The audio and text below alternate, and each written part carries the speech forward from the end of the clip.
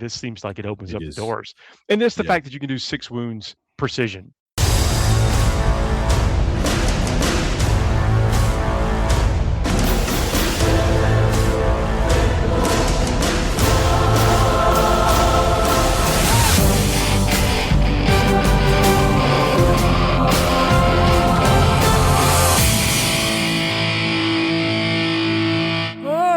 Webway has finally brought you here. Behold, Forge the Narrative. Hello, everyone. Welcome to Forge the Narrative. My name is Paul Murphy, your host. I'm joined by Adam Camilleri.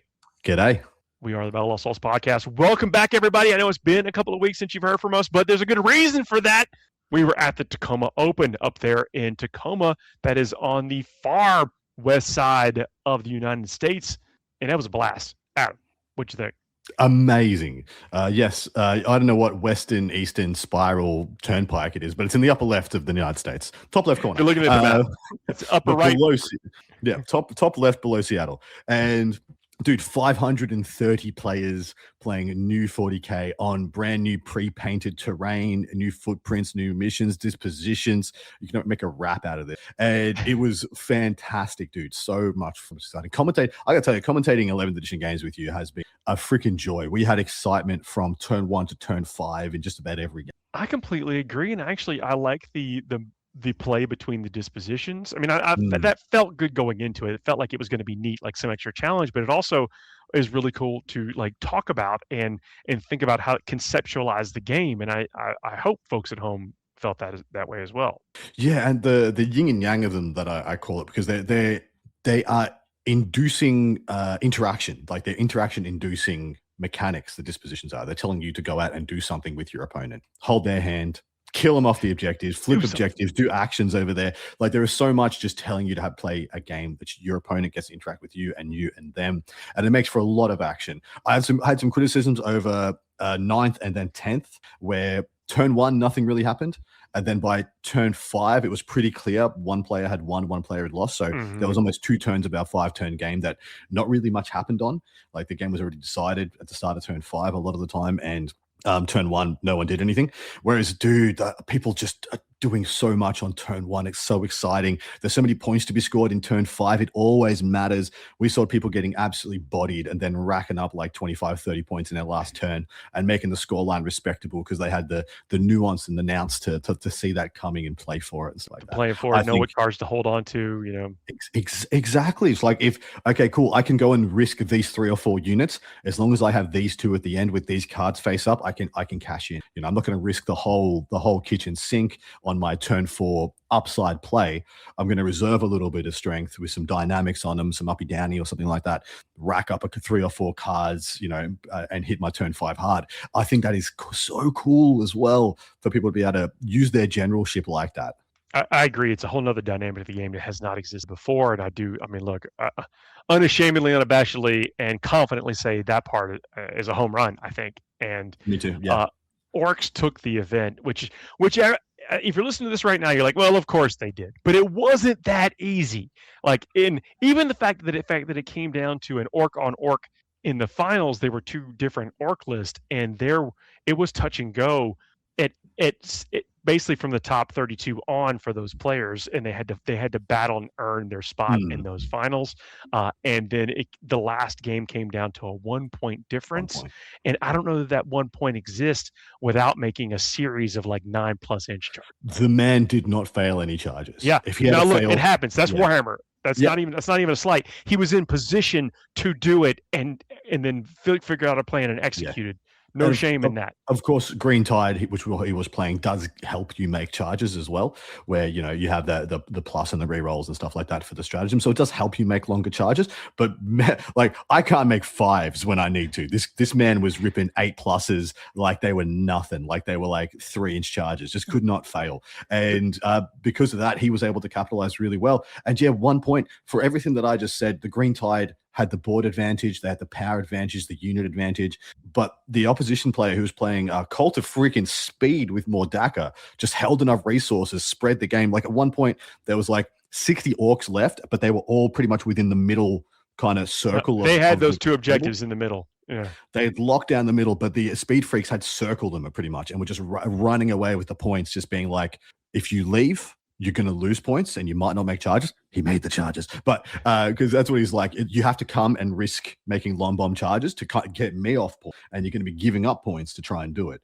And yeah, that was kind of the tempo of it. But look, it was very thematic, and the fact that it happened on like a beautiful Armageddon table, like this is two orc clans trying to fight for supremacy. Yeah. Even that had a bit of narrative scope to it. That was really lovely. I loved it. Great, great games. And then also when I say that it was not as for I guess foreseen as you might say, if you're listening out there and seeing or no orcs are very dominant, is a lot of generals planned to fight orcs, and like we had list like 4 Black Templar list, Grey Knight list, Space Wolves list. There was a Space Wolves and Emperor's Children list in the top 4 that was almost like purpose built to rip through orcs, and in another day that's what happened. So Well, it is possible. A lot of builds out there. Yeah, we saw on stream in the Emperor's Children matchup. It was pretty much like an interrupt from hell broke the Emperor's Children play plan open, where he had 2 units. So he had 3 Lord Exultants in a squad of Orc boys, in addition to 2 of those Lord Exultants having 5 infractors with him, and he put a Defiler into that unit. Defiler whacks with precision, takes out the Pain Boy and a couple of boys. Then that unit interrupts. Just like 5 Orc boys dome an entire unit of infractors and a Lord before they get to strike, kill all the infractors out of another squad before they get to strike, and kill the solo Lord that was they charged the previous turn before it gets to strike, and that broke that game open. Without that like absolute interrupt from Gork and Mork themselves, that game goes very different. That multiple assaults and sometimes can get real sticky and tricky, and that's what we saw.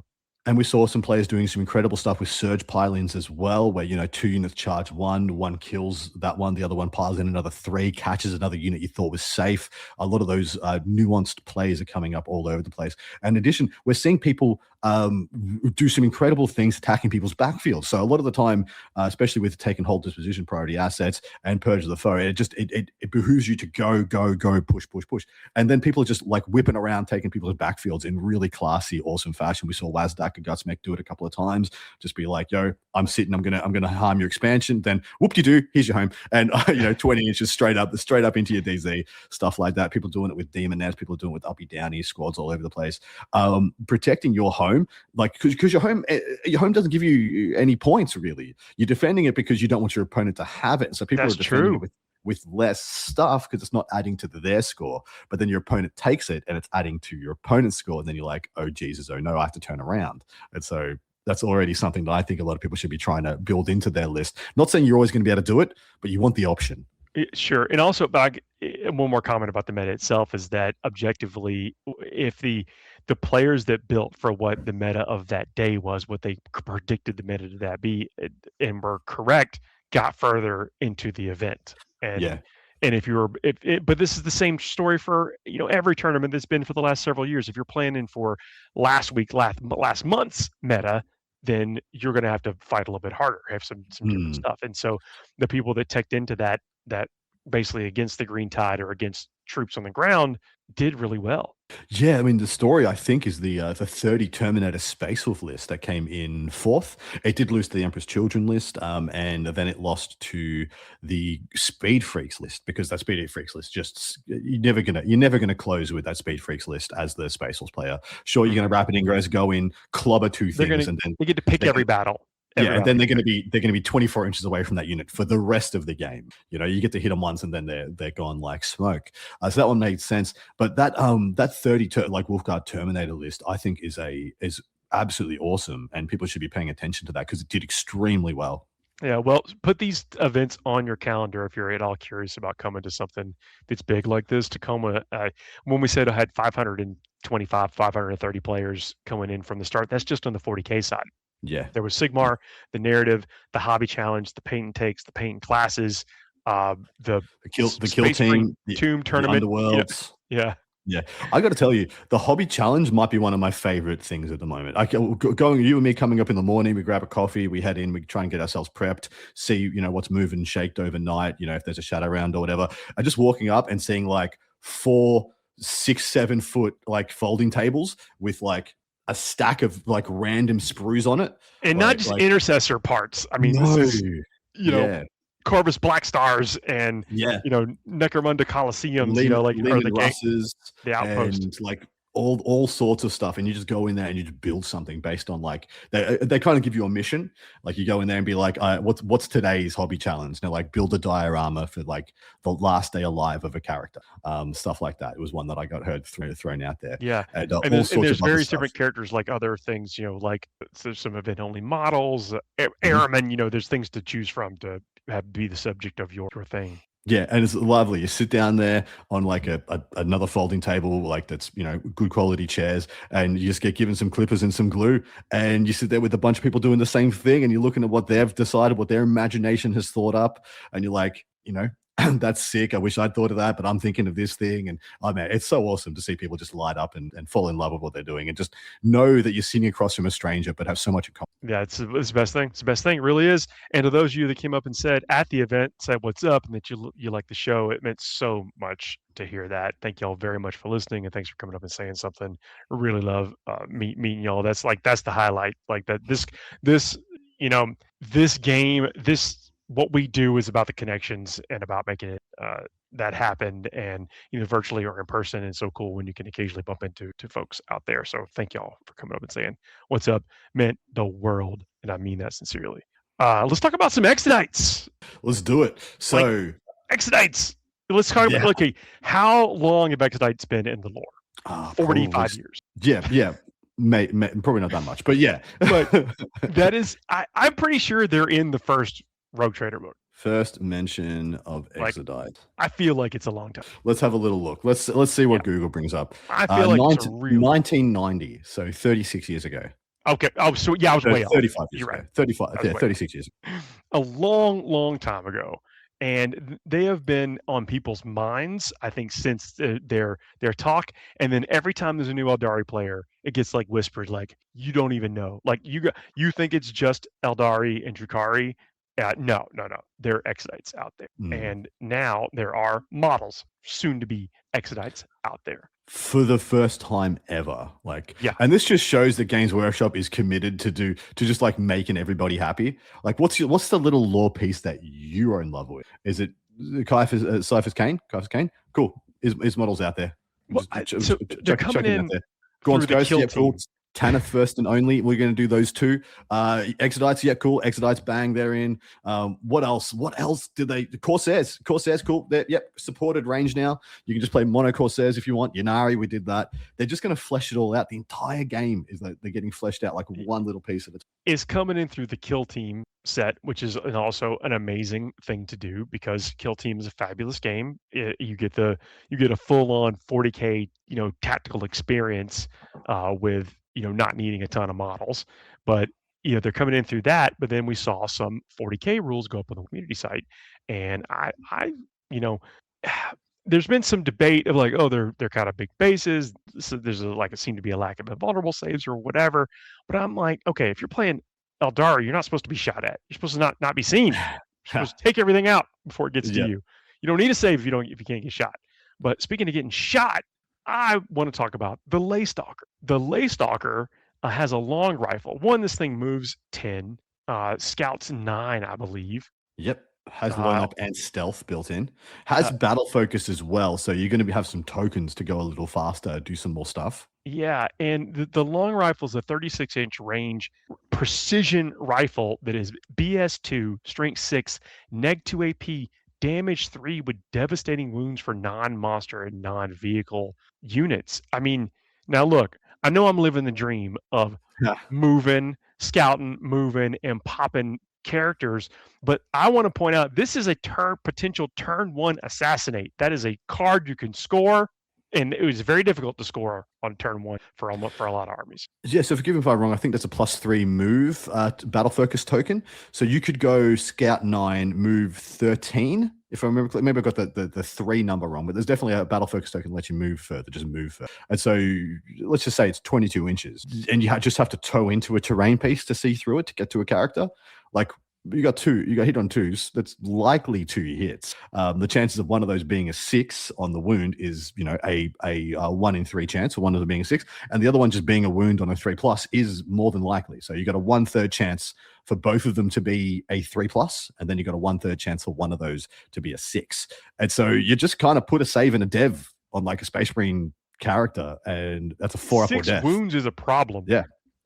Just holding that little bit of like, what if I do over your opponent sounds pretty powerful. Yeah, I like the character. It seems good, and that's just one of the builds. I also like the fact that you can apparently turn these 3 models into several different unit types. Yeah, they're all multi-build, right? So we've got 1, 2, 3, 4 data sheets. Of course, we've got the Dragon Knights that I think can be built as the Clan Blades. They're going to be your like baseline unit. They all come with toughness 5, which is like actually crazy high for Eldar to have.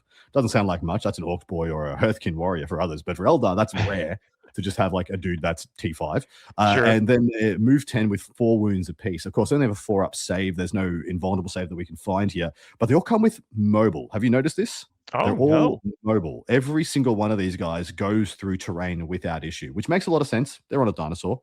Pretty sure they could do that. But yeah, they all come with mobile. So they're not hampered by terrain. They can just move in straight lines, which is fantastic. So they operate like spicy shining spear.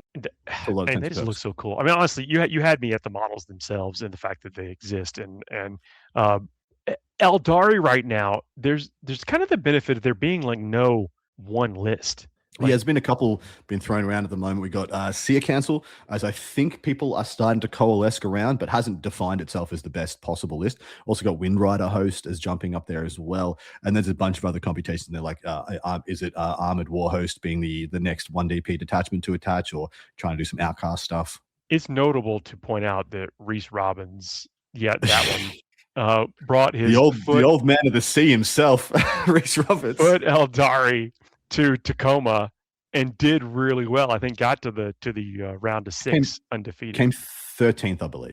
And ended up being defeated by Nick Nanavati. So what year is this? Yeah, it's like we had this tournament in 2012. It's funny is like one of the games I played against Reese, he was also playing that exact same. Well, no, I mean the exact same, most of the same Eldari army, the Footdars he calls it. They're all walking Eldari.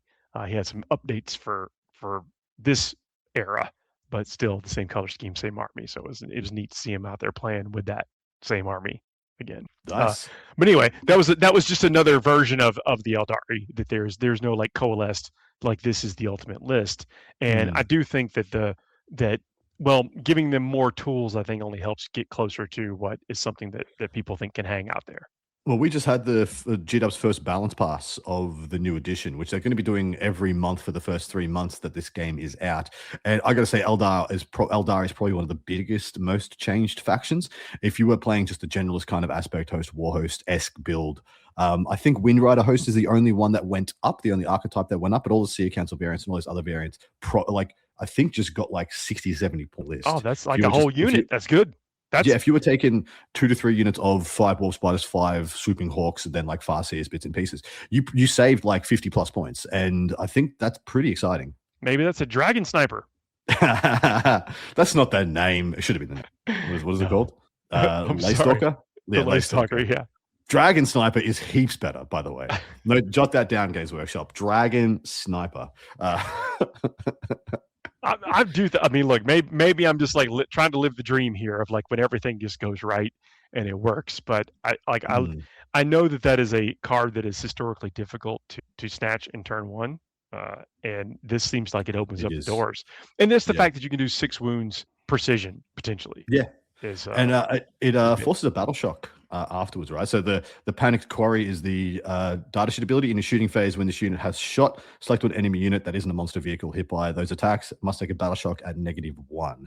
I quite like that for just harassing people's expansion objective. Like a lot of people are taking a relatively durable unit to sit on their expansion because it's the easiest points you can make every turn. Almost every disposition has 4 points for holding one objective that isn't your home. And so people are taking things like 20 Necron Warriors, big units of Gretchen, Orc Boys, and stuff like that, and just being like, this is I will hold my expansion unit all game, and just be like, poke, battle shock, -1, poke, battle shock, -1. If that takes 4 points off your opponent because one turn they don't unbattle shock, that's money. That does sound money big. in the back. Sounds big. Well, look, I know people are going to be excited about this just to have them because they've been such a living rent free in their brain since the 90s. Well, I'd hope they don't stop here. I want to see some bigger Gribblies. Like, I want to see Stegosaurus. I want to see like my favorite cartoon of my childhood, freaking Dino Riders. I want to see it. Make me the models. I will play it. Do it. Full commit, you got it. You got a budding Eldari player right here on the show with enough dinosaurs. I've never played Eldari. I will play them. I feel like there's a lot of people out there in those same shoes. All of us. Did you watch Dino Riders? If your answer is yes, join me in the Exodite pressure we shall expend upon G-Dub to make me a goddamn Tyrannosaurus with armor and a howder on the back with people shooting shard carbines. I'm excited. Freaking gimme. Yeah. I mean, as you know, as a longtime Eldari player, like that is something like seeing this, like it has also lived rent free in my brain for this entire time, and it's just neat that it finally exists, and you know, in the format gun as kill team, and now creeping into 40K as well. But you know, remains to be seen if they make an impact. But I think that more tools for the Eldari is the type of thing that Eldari generals seem to want and need, right? Maybe this is well, they're getting so fleshed out now. So we got like I said, we got Exodites, we got the Corsairs, and we got Ynnari and Harlequins as kind of the ancillary sub factions. Because I mean, there's so many sub factions for other. I mean, CSM you can almost say has been split out into its like component sub factions where all the Trader Legions have got their own books. Eldari's not quite there yet, although we have had Harlequins have their own book and now they've been rolled back in. But now we like have an Eldari super faction that has true sub factions in it. Drukhari's always kind of been like this, where they had the 3 sub factions inside the main umbrella. I mean, they could even flesh that out a little bit more, like make mandrakes, like the mandrake stuff, their own standalone, add a character or two, give them like another mandrake like unit, maybe like an actual melee like mandrake. Urian is an avatar of whoever there, dude. Urian Raka. Oh, Urian Raka. Yeah, for sure. Yeah, absolutely. That would be sick.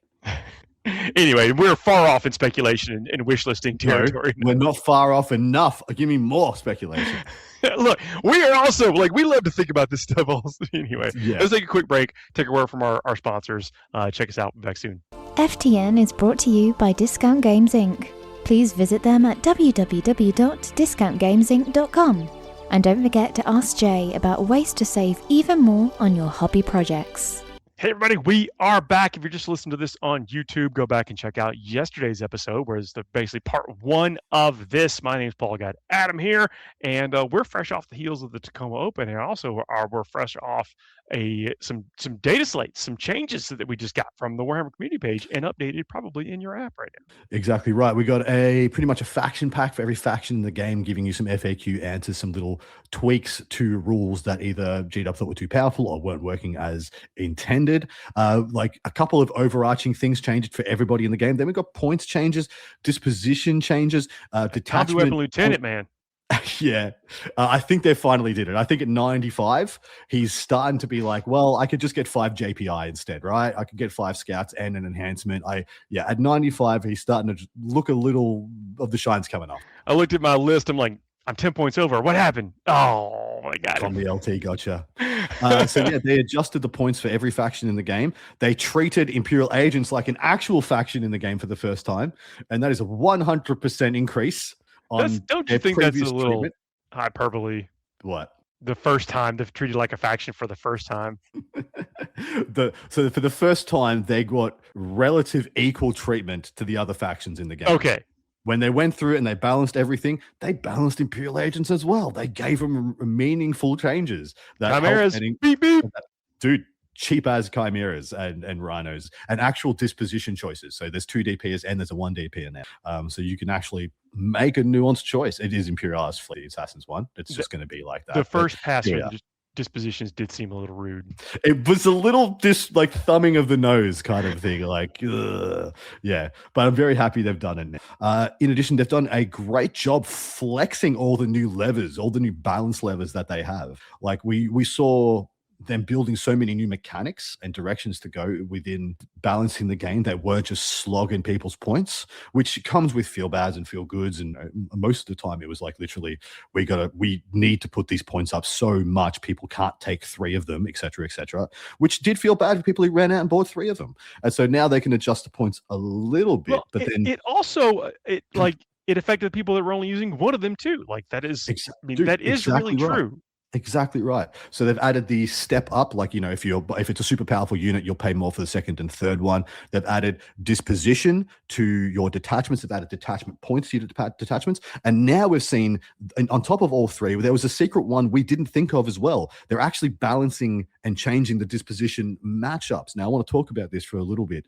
So Purge the Foe, they actually went in and changed some of the Purge the Foe map layout, which is not a lever that I thought that they had. But they went and they said, well, this isn't playing the way we want to play. We're not going to change how people score points. We're going to actually change the terrain around to make it a little more even in this exact disposition matchup on this exact terrain layout. On this exact deployment. And I didn't see that one coming. And that's the one that's really impressed me, where they went in and were just like, well, what's actually the problem here? Is it that the dispositions don't work, or the scores on the card don't work, or whatever? Well, let's actually have a look at it from the floor up, which is the actual mission versus each other. And like, is this, do they have enough agency on the goddamn board to score their cards? And the answer in this case seems to be no. So they've made adjustments. They've done that for predominantly for I do like that a lot, by the way. I mean, that's something that is really like, because also let's talk about, like, once you get the terrain in your hand, you got the footprints and that kind of stuff. Like they will just be combinations of that in some way. And there's almost like an infinite number of combinations for that, if that happens to be an answer. Well, this was the thing as well, right? So this was my last fear of 11th edition, has kind of melted away. My last fear was that after a while, if the game gets too solved, everyone's going to take the same couple of dispositions, and we're going to go play a 6-round event, and you're going to play the same disposition matchup 4 out of 5 games or 5 out of 6 games or something. But if that happens, Games Workshop's just going to change the map. Which, even if you play that disposition again at the next tournament, at least that has changed. At least, like, literally, you're actually just playing a different map. And so the mission and the interactions and the scoring has changed. And so my last fear of 11th edition, potentially, if ever getting stale or boring, has just melted away. The fact that they're willing to do that last little holdout that I was worried would be like a possible boredom-inducing factor, is gone. They're going to be agile on all fronts, and it's freaking exciting. Oh. Those are some great points. And I think you, like, maybe that was some kind of concern that we all had of like, what if this becomes a little bit of staleness because we're always playing meat grinder against each other. Yeah, it's the most efficient thing to do. And that was one of the neatest things about like seeing an event like Tacoma, and this will be replicated in every event. I think as generals iterate, as you're striving for the top, is that it didn't shake out that way. It wasn't actually purge on purge either. No, it was. As a matter of fact, that by the time we got to the top 32, most of the percentage wise of purge started out as the weightest, as the most, and then eventually whittled itself down to 0, like it was, and pushed out. Yep. Purge got pushed out by mostly priority and taken hold, priority assets taken hold. And that was just because people had plans for an overabundance of Purge in the meta. So it already showed that the cyclic nature that GW's trying to engineer, where, there isn't so much of a rock versus rock, paper, scissors, but it is like, I can build, if I know there's going to be heaps of Purge, I can build a take and hold list to beat Purge. For example, if I can make my disposition and my list do the right things, I can curtail this disposition if that is a problem for me. And that's going to continue to swirl like that around, especially now that they put some effort into making disruption feel a little bit better as well, because they put effort into making Purge's game harder into a couple of different dispositions, and then they put some effort into making disruptions better into a couple of different dispositions. And I think that is freaking awesome. Really good. That is, I mean, that's neat. That is part of this secret sauce and this addition, and it's playing out. It's working pretty well. And I think that's their ability to go in there and manipulate that without breaking the game, only seemingly improving the quality of life for folks. So nice.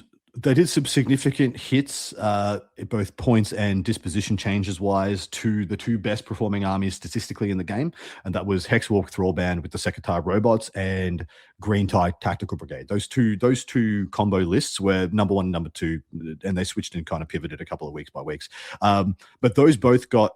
Those obviously those detachments proved to Games Workshop that the two DP detachments in there were strong enough to hold up a whole army, and so they made them 3 each. So they pretty much took the two best armies in the game, and they didn't kill them. They just made the powerful bits stand alone. They took away some extra rules from them. They took away the combo pieces, so to speak. The Secretary robots, obviously in Hexwall Thrallbound, were doing ridiculous things, really, really powerful stuff. And then the boys plus Tactical Brigade pretty much let them score freely while still applying all the pressure that Green Tide brings to the table. And so they went up to 3 DP. So I took the two best things in the game, and they didn't take them away. They just kind of pivoted them to standalone detachments and then changed some points around. I think T-Suns got hit quite hard in the points, but are still going to be fine because they're going to have some decent pivots. But Orcs, I think, are totally fine. They just took their best build, which was the 100 boys, and made it cost like 140 more points. But there's like freebooters plus tactical is still there. And hell, we saw a Cult of Speed plus more DACA came in second at Tacoma, and that list only went up 10 points, mate. So that list is just that was a good list.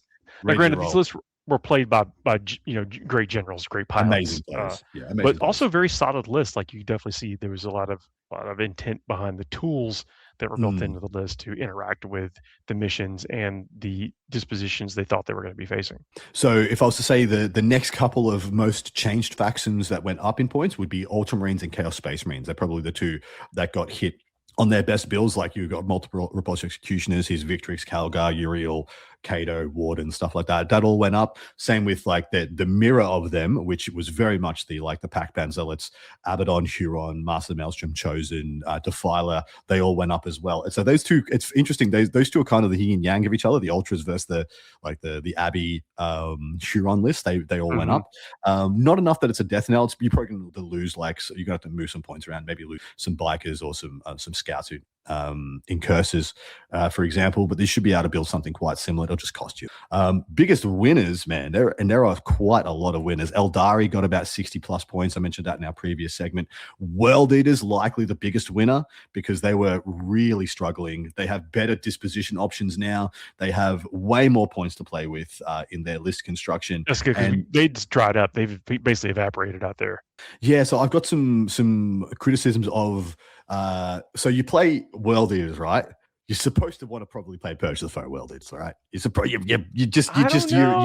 You're there. Like if you go all the way back, it's not quite that straightforward. In your heart and in your head, you're like, Purge the Foe makes sense. Turns out Purge the Foe is not amazing for World Eaters. They play a much better take and hold kind of style gameplay than they do Purge the Foe, because Purge the Foe requires you to go and hit somebody, which means it has more failure points to get those points. Whereas if you just rock up, post up on 3 objectives and be like, if you come within 18, you're dead, man. Like, come on, step up. Let's go. I'm hidden. I've gone to ground and I'm on the objectives. Do something about it. Like, I'll rock your freaking socks if you try me. That is where I think World Eaters shine at the moment. They're going to have more models, better disposition, and I think they're going to do great things, especially seeing some of the top stuff that they couldn't really handle has gone away. It's really funny as well. We both said this, and I said this to a bunch of other players at the event, like Green Tide Orcs had counters to them that weren't doing well in the meta game. Like, for example, I think World Eaters do quite well into Green Tide Orcs. I think they do quite well.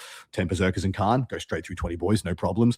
Exalted 8-bound, arguably the worst one, but regular 8-bound goes straight through them as well. And then after you fight them, you fight on death, and the one that hits you back after you've killed them and stuff like that. They had a lot of agency, or to at least go toe to toe and match the Green Tide Orcs, but they weren't quite there because no one's willing to saddle their horse to what felt like a rough disposition ideology matchup. Get through the first 3 rounds. To get to the first 3 rounds, Whereas now I feel like that is actually a thing they can do.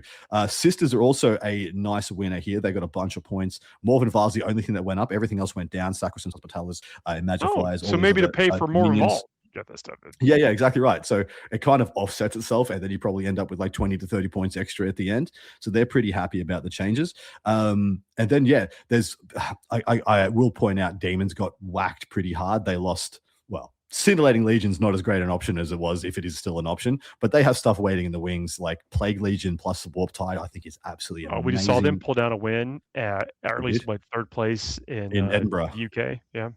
Yep. And there's some other stuff. There's a lot. There's probably too much for me to go through on this, but the biggest winners that didn't get overt changes, like I mentioned, Eldaris, that other one, World Eaters. The biggest, because we always talk about the snapback or the backhanded beneficial armies that are towards the top that didn't necessarily get hit but got the path cleared for them. And this is, to me, Empress Children is the number one of these. Empress Children, one of the best armies in the game, took, apart from 10 points on their defilers, didn't take a huge amount of negative.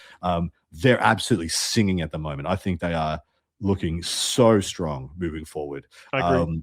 Yeah, I think they if I had to have a pick, I think they're the biggest beneficiaries of the overall changes. We did see significant changes also to Tau Empire, and to the negative, they copped a bunch of points hikes. There's going to be a bit of a reinvention, I think, for Tau Empire from the ground up, but they got the dispositions and the units to do it. And then lastly, Astra Militarum got some very welcome points drops on their kind of damage dealing injury. So Kazakin went down, Scions notably went down, and they got a former 3 DP detachment went down to a 2 DP detachment. So combined arms now is a 2 DP, and that's going to really unlock some sexy bits. I'm looking forward to that. Got some hippogriffs on my paint table right now. Nice. I'm a big fan of those. I think that's going to be good. If you got some extra things to put around them, you got yourself some quite potent shooting. So there's 3 overarching things that I think Games Workshop has gone through and identified and done in this balance pass.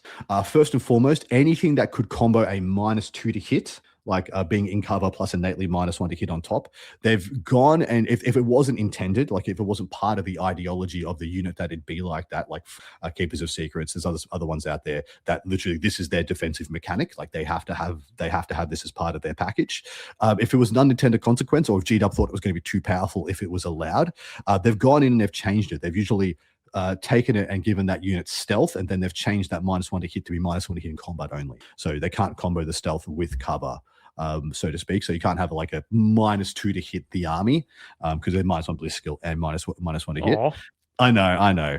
For better and for worse. The other thing that they've done is that they've pretty much made sure nobody has 1 detachment point access to Purge the Foe. They've adjusted all the 1 DPs off Purge the Foe, and usually reshaped a couple of different. I think that's, for the time being, I wouldn't expect that to last that long. I expected them to drip feed Purge the Foe back in, balance everything else, and then fine. See if Purge looks like it looks, or maintains the opinion within the community. If you just don't have ready access to it and you have to play some other disposition, I think this is a good way of going about it. Like you got your 3 DPS or 2 DPS for Purge the Foe. You can't just take a 2 DP on disruption that you don't want to play and then just go take Purge the Foe for 1 DP, and that's all you intended to play anyway. And you don't even take any units or enhancements or anything from that 1 DP. You just slap it in and off you go. So that was something that they wanted to take away. And then the last thing that they did very obviously is they pretty much dropped the points by 10 on every transport in the game. Just about everyone. Sagittar didn't go down.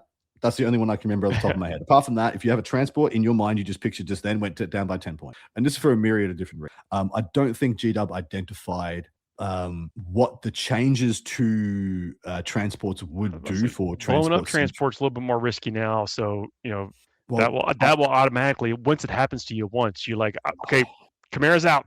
Yeah, dude, mechanized assault is my favorite way to play guard.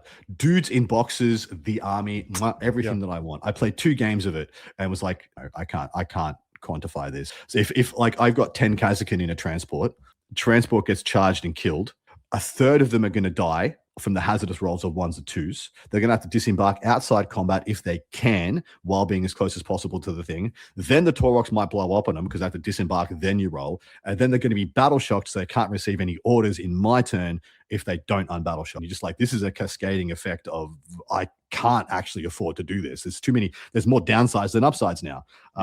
So GW has gone through that and been like, look, transports aren't as good as we want them to be. So at a minimum, we're going to make mechanically, there's something that has changed that is now was not a consideration, potentially not a consideration of what they were pointing at. So. It's possibly for the best. I mean, you're one of the players and commentators who I know more than anything else was like 10th edition was a transport meta, was a transport edition. Transports were like bread and butter. Especially as Emperor Children came out. It's like you turn rhinos into basically what? But like Predator, they're all predators. it's okay for transports to have a downside. Yeah. It's okay for them to have a downside. 10th edition, they had no downside. There was no downside. Yeah. Because you could always disembark. You'd lose more models, but you could always disembark. You could always move and get out and jump behind a wall if you positioned yourself correctly. If your transport died, and then you just automatically on battle shot going into your next turn. So it's like, what are you really risking here? It's okay for transports to have downside. That's totally fine, but the points do need to be cheaper if you're gonna give them such upside, such downside, and make me the general use them appropriately. Yeah, sure, drop the points. Yeah, sounds good. Seriously, there's a lot going on right now in Warhammer. It's awesome. It's a great time. I mean, I think people are really loving the addition and the the tournament attendance and the enthusiasm is showing that. That was about this much of the changes that we just covered. Yeah. More to come. More to come. But that's our time this week. Everybody, please, thank you if you made it this far. Do hit the likes and subscribes and all that kind of stuff. And then we'll be back next week, everybody. We'll see y'all. Take care.